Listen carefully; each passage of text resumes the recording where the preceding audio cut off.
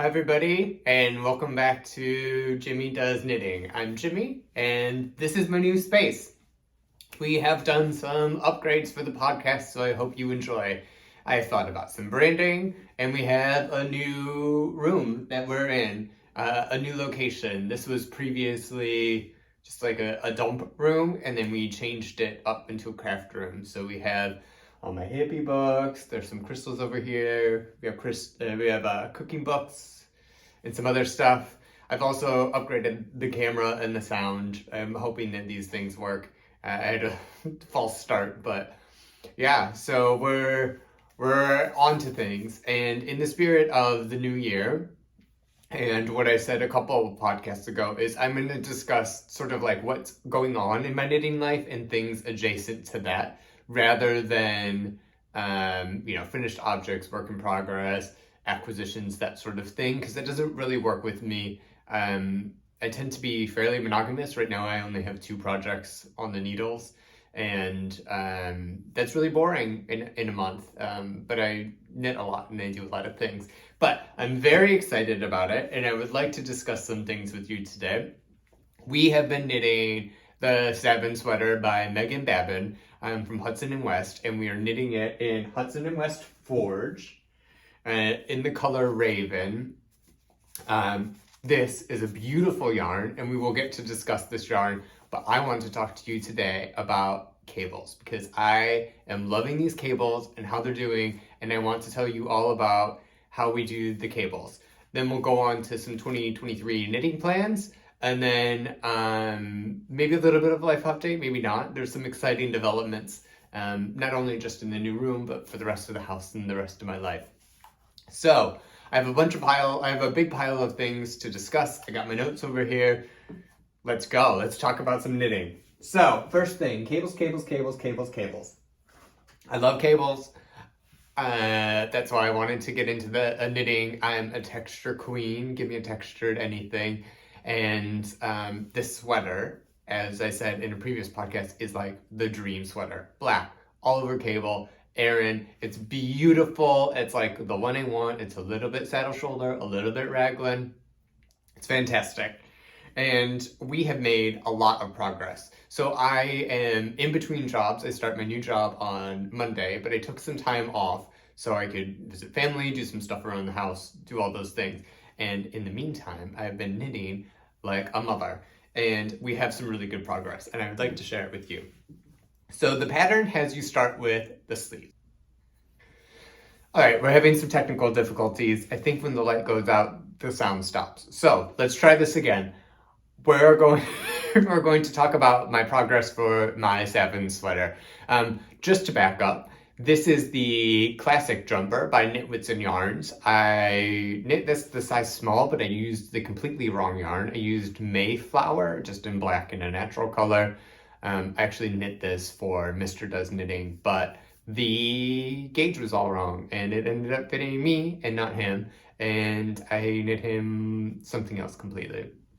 But that's what this is. It's a stripy sweater. It's drop shoulder design. I'd really recommend go and check him out, especially if you're looking for some male knitting patterns.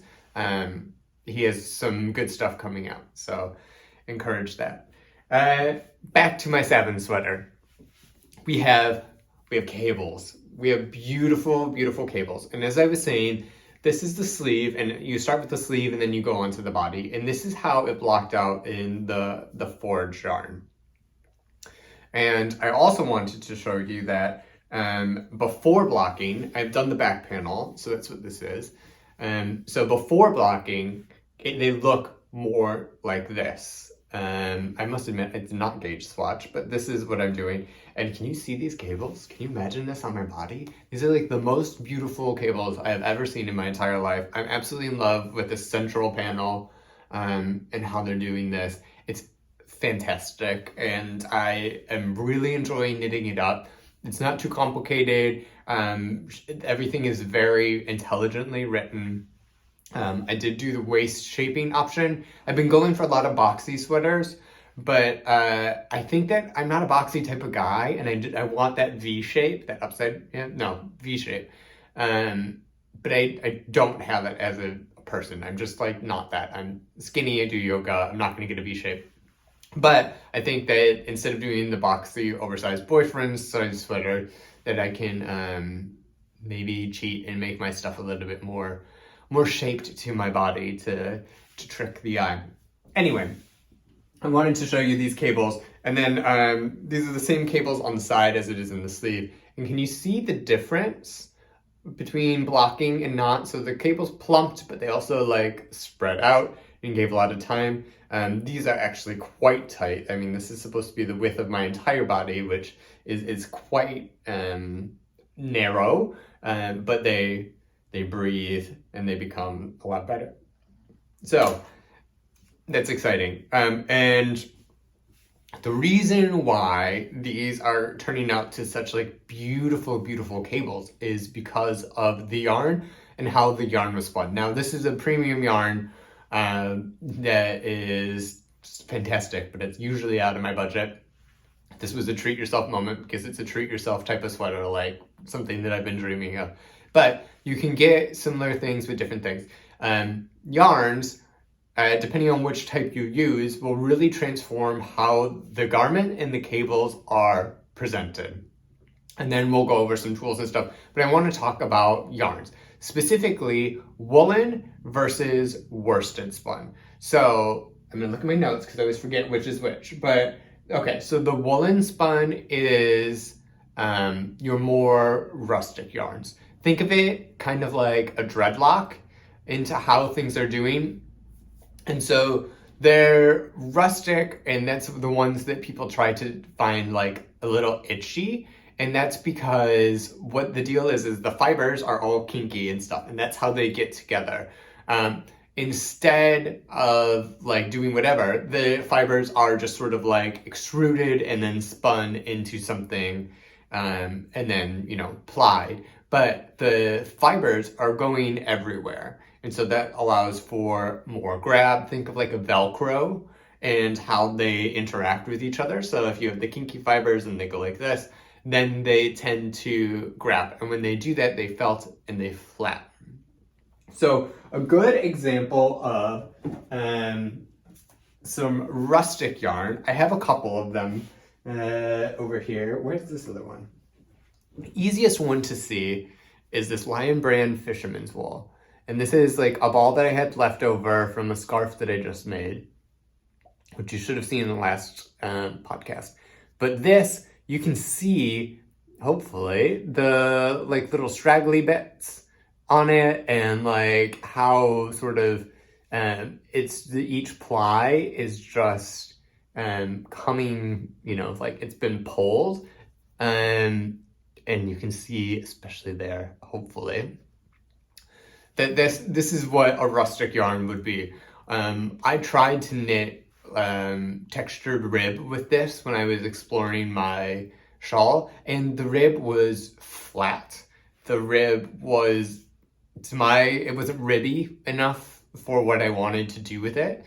So that's a good indication that it's a rustic yarn. This is 100% wool. It's Lion Brand's Fisherman Wool. In the color oat, I believe. And this is a great like workhorse yarn. You're going to get like a really nice just like jumper out of it. It could be great for color work. It's the fisherman's wool, so it'd be really good for like a Genzi or some sort of like hardier sweater. Another example of this is usually like a tweed.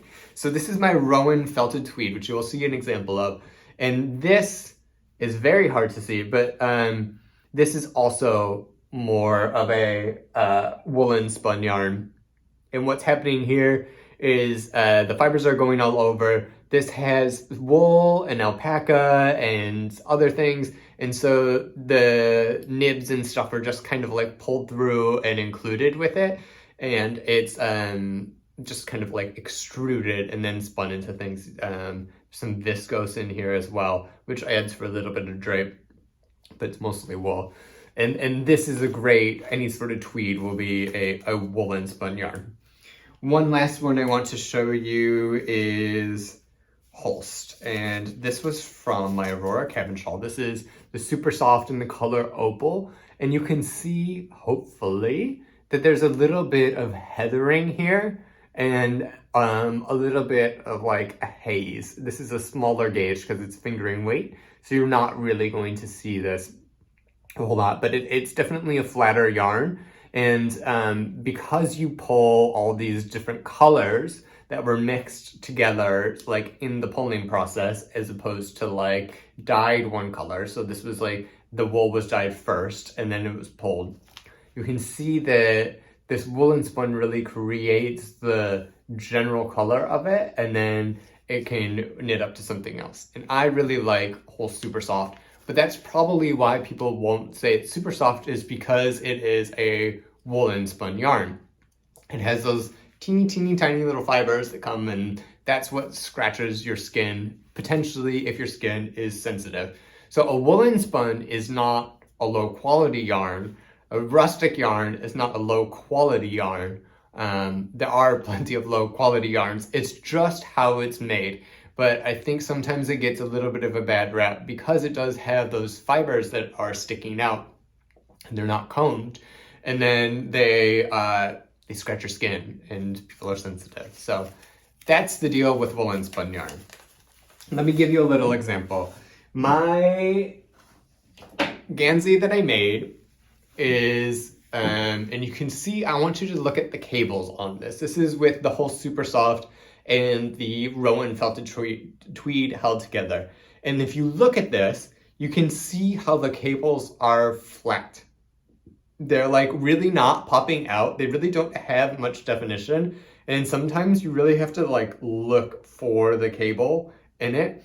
And in general, the texture of this sweater is fairly flat. So like the pearl bumps aren't really coming out. The ribbing part is not really coming out, and the cables are super flat. And this is 2 woolen spun yarns that I have done. But if you compare it, let me see if I can hold both of these in a way that's gonna make sense. The woolen versus a worsted spun yarn, which has a little bit more oomph, really makes a difference in how you perceive the cables. I'd say one's not better than the other, but they're definitely different effects that you get with how you do things. And that's how you want to think about the project. I wanted a woolen spun yarn with the Gansey because I think it's really warm. I love the tweed, and I just wanted like a tweedy boyfriend sweater. It wasn't about showing off the design or the cables. I think it's really good. Woolen spun yarns are also great for color work because they grip together a little bit. And so the stitches, I think, in my personal opinion, flow a little better rather than just like there, you know? So that's my general feeling. So if you want to do an Aran sweater where the cables pop, you go for a worsted spun yarn. So examples of a worsted spun yarn. I have here, a really good one is this Drops Big Merino that I have left over from the Slade cardigan that I made for my dad. And this is a superwash yarn, so it's ultra, like it's not gonna have things sticking out, but see how it's like little tighter wound and that it like is plumpier, like there's a little bit more squish to a woolen spun yarn. Like you can squish these cables, they're really squishy, they're nice to do, but like you get a little bit of squish versus the other ones are just flat. And the deal with the woolen spun yarn is it's like combed. So if the first a worsted spun yarn is combed, a woolen spun yarn is not. So if we go back to the dreadlocks, this would be like a ponytail of that girl that always had her hair like slicked back and it was like the perfect little ponytail and she played tennis or something. That's what this is of yarn, and that's why it's not so itchy, because if you think of that like smooth sheen with everything, then it doesn't, you know, like scratch you or something like that. So that's basically the difference with things. And this is a great example. The scales on superwash yarn are actually taken off, so that you're not really going to get these catching. But with these ones, and it also depends on like the twist and how it's done. So these tends to be more squishy, more plumpy, a little bit more like noticeable. For cables, a little bit more stitch definition. If you want the stitches to actually show more clearly as opposed to like blend, like these ones blend. This is a fairly unspun yarn. It was spun, but it was not, didn't have a high twist. Whereas this one does, and so these will make things pop and bounce and do all that good stuff. If you want to know more, there are some really good resources out, but I'll link one I will link one to Brooklyn Tweed below in the show notes.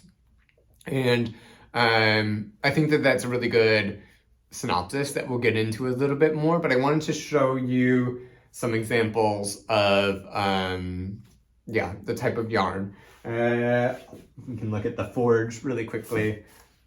See, you can see by these tails, hopefully. See, that's a little bit more like, this is a more loose spun yarn, but yeah, it has like that volume, the plumpy, the squishy, the not so everywhere sort of thing. And that's why I like it for cables, if you want the cables to be shown off. So that is my download on types of yarn and different things like that. I have a bunch of yarn that I can show you. I don't know if I will. What I've been doing is I have this like, we do instant decaf coffee, and I have this like jar of my yarn scraps that I've decided to keep. I don't know why, but I've done it, but it has some really good examples of different like yarns and stuff that would be shown for like woolen versus worsted. I'm trying to find, there's like some Malabrigo in here, which I think is a really good example of another worsted spun yarn. Let me see if I can get my fingers on it. Or not. Never mind. But I don't know what I'm going to do with this either. I just have it. I mean, it has like, I have a shoulder in here and just like some scrap yarn and different types of fibers and stuff. But yeah, my scrap yarn, you didn't really care about this, but I showed you anyway. In terms of cables and how you knit cables and the different tools, I also want to go over this. My preference is double pointed needles. Now, I know people don't like cabling. I know people don't like cable needles. I have an issue that when I knit, I like almost spread the stitches out in between the different needles so I can knit it, and then I, like close it. So if I were to do that, unless it's like a really, really, really like rustic yarn that has like some grab, I just pull them out. I just pull the stitches out, and it's like no good. It's faster for me to use a cable needle. If it's a 1x1 sort of thing, I do a twisted stitch. I don't bother with the cable needle, but otherwise I do cable. And like I said, my favorite are wooden double pointed needles. Currently knitting my Saven on a 4.5, and I'm using my metal Chow Goose for that, which is my preferred needle. I did the sleeves on my Addy Clicks. I like the Addy Clicks because they're super smooth. And then like the blunt tip, I think works well with like a worsted weight yarn. But I switched to my Chow Goose because I like those better. Anyway, so what I would recommend, and I have a video of just me knitting, is I take a double pointed needle that's a smaller size. Currently I'm using the 3mm, but then I also can use like a 4mm, something lower than the 4.5mm. I have no idea what that is in US sizes, sorry. But the point being, smaller needle. And I like it because I just put it in my mouth, and the way I knit is I hold it in my mouth until I need it, and then I grab it. Knit the stitches, and then I transfer the stitches from this needle onto my cable needle back. So it's a longer process. It takes a while. You get faster as you go. I'm not a person that knits off of a cable needle or anything. And I like wood when it comes to knitting cables because it has a little bit more grip, a little bit more stick than the needles that I normally use, which are metal. just because it's like easier. It holds the stitches better. I don't have to worry about them slipping off, even though I think that it's all right. So these are my preferred way of doing it. They have different like little knitting picks and stuff. And then I want to show you a couple of other tools that I have for knitting cables. I have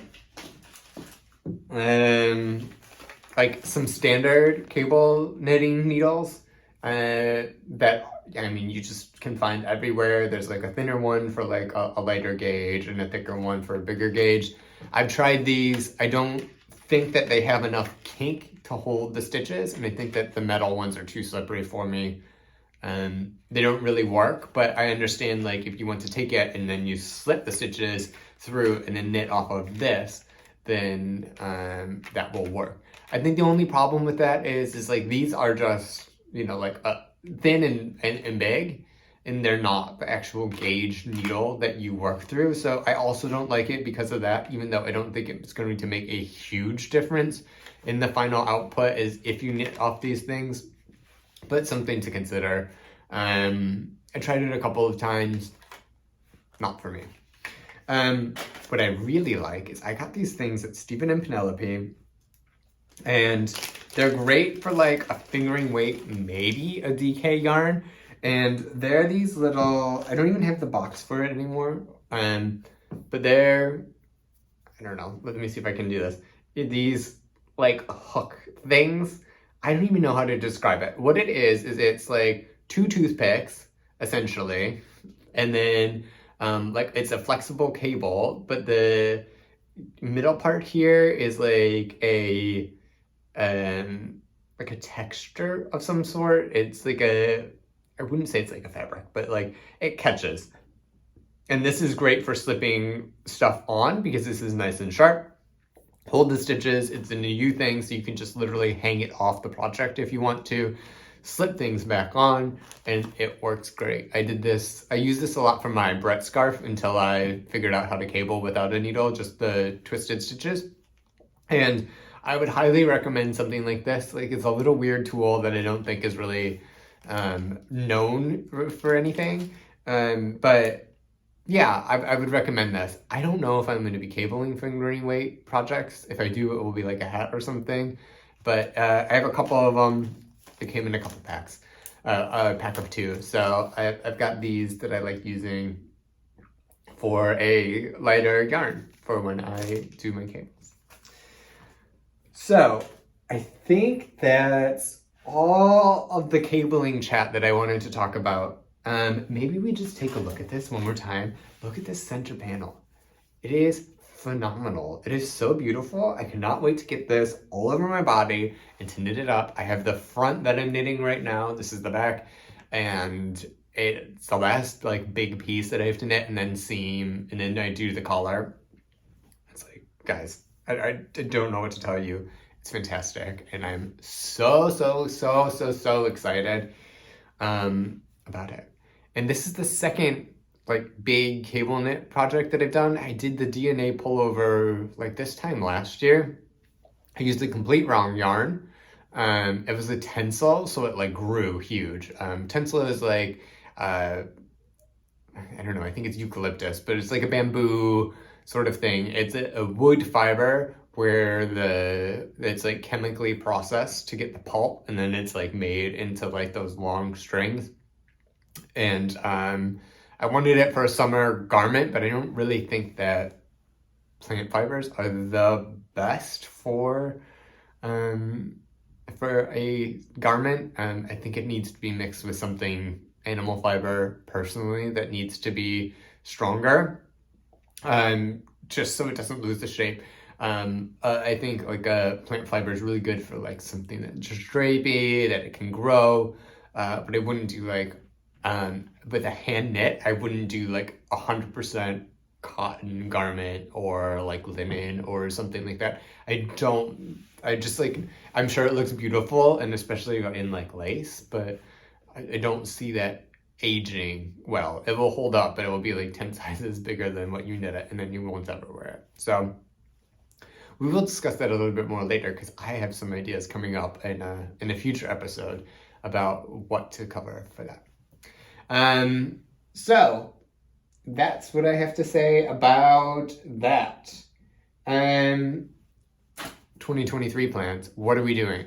Jimmy Does Knitting is upgrading. So we've upgraded for this podcast. We're going to upgrade a bunch of stuff. I have looked into some branding that I have come up with myself, and I'm going to start to play with that and roll it out a little bit more. It's sort of future-proofed into, I have a couple of ideas of where I want to take this and how I want to use this in the future. And the branding is going to be key about that. It's sort of like what I do. Like I'm a manager, I'm not a creative, but like I work for branding companies. So like, how do we do these things? And I have some plans coming up. So the branding is a good first start. I'm starting with just stuff that I can do by myself. I don't need to like pay anybody for it.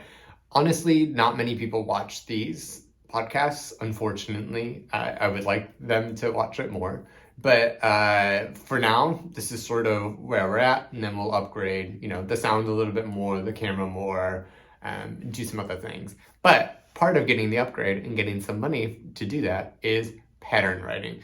So with the branding and with the patterns, I have a couple of things that I want to get out. I do want to do some submissions. I have some ideas in my head, and there are a couple of submissions for some magazines coming up. So I will be shortly, maybe next week, something like that, swatching for those, getting those design submissions out and see what happens. I think that would be really a great way to help write a first sweater pattern, because I can design them, and I just haven't written a pattern before. But I've started writing patterns, and I've attempted writing one for this one. This is a cowl that I made. Gosh, it took me forever. But what it was is I have a fast fashion cowl that I absolutely loved. It was gray, and it look how big this is. It's fantastic. It really is just like phenomenal. I have a hair in my face. That's what's happening right here. Anyway, it keeps me so warm. I wear it a lot during work or like when I'm going out. I have a thing about cold necks. And this is a fantastic pattern that I want to write up. So let's talk about it. This is really easy. It's like a provisional cast on. And then there's going to be like, it's a 2 knit rows, 2 purl rows, 2 knit rows, and 2 purl rows. And so it gets this like faux ribbing effect. You knit it this way, and you knit it as wide as you want, and then you knit for a certain length, catch your knit together, bada bing, bada boom, we got it. So I will be writing this up. I will be doing it for free on Ravelry, because I'm literally just copying a design that already exists in the world, so I don't think that I can make some money, but it's a good first start, and I've already started on it. And that will be a good one to like set up my store and figure out what to do with that. So I'm very excited about that. And then I will also do recommendations or give you a formula of how to do this with any yarn. I knit this off of a cone of Whole Super Soft in either black or ink. I don't know. I have one of each. They're basically the same. Ink is a little bit bluer and I prefer it, but I don't know. That's what I have in my stash. And this was like a holiday slow project. It's something that I just wanted for this winter, and it took like 4 or 5 months to make because I just really wasn't focusing on it. Regardless, this can be knit in any color, and it probably takes about 2.5 skeins. I've done some rough math about how much yarn you will need. I need to actually weigh this first too. But it would be a good stash buster, I think, as well, because you could do it striped. You could use all those advent calendars that you were doing, some leftover yarns, and in the end, it's really nice and like cozy. And this is a fingering weight one, so it took forever in a day, especially because they knit it on like 3mm, 3mm needles and fingering weight. You know how like when you knit a hat and you're like, oh, I did 6 inches in like 2 hours. Here it's like 6 inches is like 3 days of work or something. But you can do this same pattern in DK, worsted, chunky, whatever you have lying around. And I think it's a really good one. It's simple, it's nice, it's a great project. And I think it's a great first project and first test for me to figure out how to write a pattern and do it. So that's goal 1 for patterns. Another pattern I need to get out is this one. I've named it. I'm calling it Jimmy Does Diamonds. This is a cowl, and it's meant to use 100 grams skein or 250-gram balls, and it's like this beautiful woven type of fabric that I'm like super into. For those of you that don't know, I saw somebody with a stitch pattern like right when I started knitting in like a cafe in Amsterdam, and I was like, I need this as a sweater. I need it all over my body. And we started with the cowl, and it's really nice. I really like, if you look at this, you see how this twisted stitches go up into this twisted rib? Can you imagine? It's great. I also did a version with an I-cord that I gave to my dad, which was in a couple of episodes ago. And it's really, really nice. This is knit up in We Are Knitters in the color ochre, I want to say.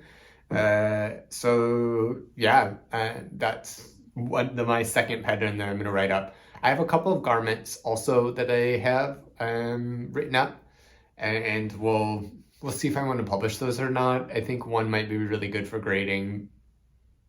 I don't know. Another thing I want to knit is like stupid stuff. I have an obsession with like slutty summer shirts, and I want them on my body. And that's what the DNA pullover was for me last year. It was a fingering weight yarn knit on 5mm needles, but it had like some textures with some cables, and then in between the stitches really pulled out and you could really see in between. And I want to do that again. This time I'm going to design it with some lace. I bought a lace knitting book, and we're going to go and dive into that and do some different lace patterns, and we're gonna come up with 1, maybe 2. I have a couple of ideas of like, what's what I'm calling slutty summer shirts that are just like lace cables that I can wear, and you can see my tattoos, and it will like shield my fluorescently pale skin from the sun, and I could make something that I really enjoy. And yeah, so that's like a goal. That's one of the things that I'm going to start working on next after my Saven sweater. I have a couple of other lace knit ideas for different things. We'll see when that happens. So I want to do that. I also want to knit through my stash to some extent. I have a sweater quantities of Drops Big Merino and Drops Alpaca. I bought it in a sale, and I was like, cool, I'll use this. But like, turns out I hate having a stash, and these have been sitting for a while. I have projects for them in mind, and those will come up. But like, I don't like having them. So those are going to be knit through. I have a ton of crochet yarn. I think it's actually right here. I have a whole box of yarn, but I have like this cozy find that I have in like random colors. And so I'm gonna make this into a blanket. When I find that I have a lot of yarn that I want to knit up quickly, I crochet it, and I crochet it into a blanket. I have one downstairs that I've started with this cotton yarn. We're gonna do like a multicolor blanket with this one, super easy. So we can go super fast. And then I wanna make like ridiculous shit, to be perfectly honest, like garments that you don't see. As I said, I've been bored with regular knitting patterns, so like a lace summer sweater, or like a tank top, or like a mohair jockstrap, or something different, something that entertains me. I realize that I'll be knitting less coming up by doing this, but I think that it will bring me joy, and then it will also just be like fun to publish patterns and do something that's slightly like out of the box for the knitting community. Whether it's popular or not, I don't really care. I'm not doing this for the money, clearly, but if I do, then like if I'm going to do something, I want to do it in a way that I enjoy it and something that I would really like. So look out for some stupid knits coming, and seeing if I can figure out some weird construction patterns and like different ways of doing things. And another thing that I really, really want to try to get into, but I really don't know how to, especially in Europe, is like different yarns. As you can tell by the beginning of the episode, I really like how is this spun to make like different effects with cables, but I'm also interested in like the process, the materials, the different types of sheep, the different breeds of sheep, like, you know, how do you make this into this? And I really want to get to know like the process of making the yarn and where it comes from, and then how different fibers react to different things. I have some ideas about how to do that, but I really, if anybody has some tips, I have like a book called the Fleece and Fiber Source Book.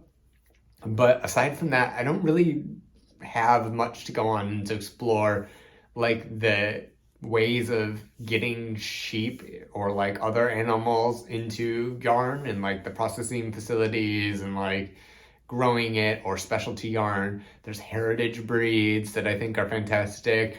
Or like, what if I want a single skein from an alpaca? I don't know. I just don't know. So that's something else I want to explore in 2023, and I am making steps to do that. And then what else do I have?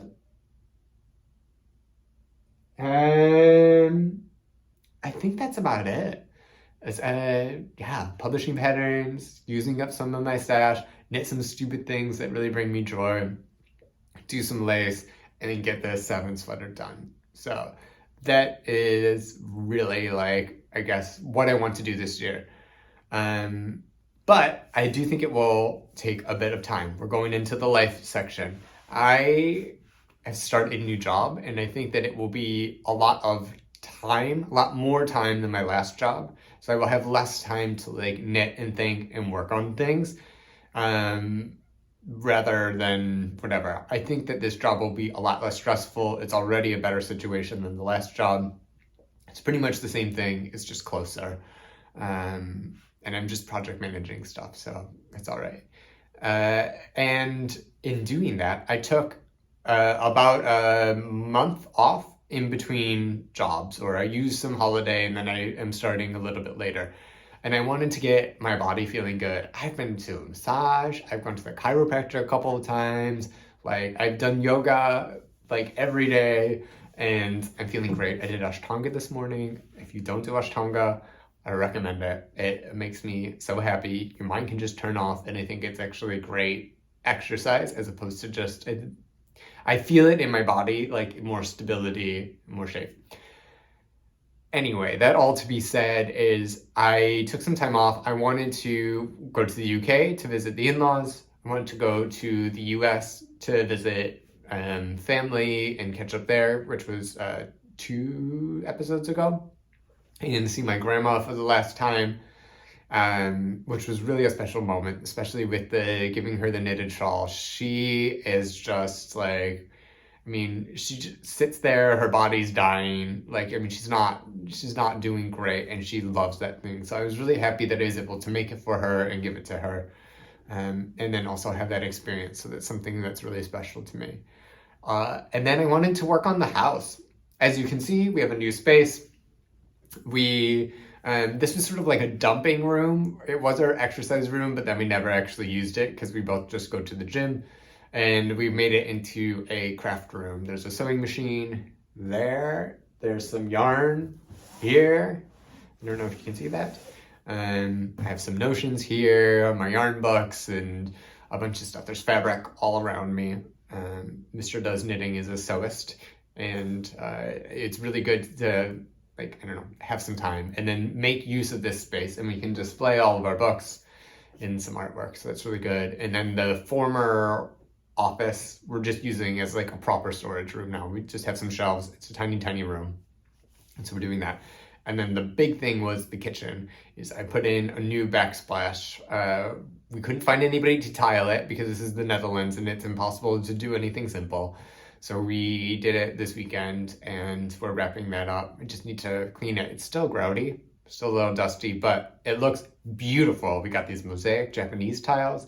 I will post a picture on Instagram when it's all clean and it's pretty and they're shiny and it looks fantastic. We have a very expensive house, but like the Dutch don't have great taste. Sorry if you're Dutch.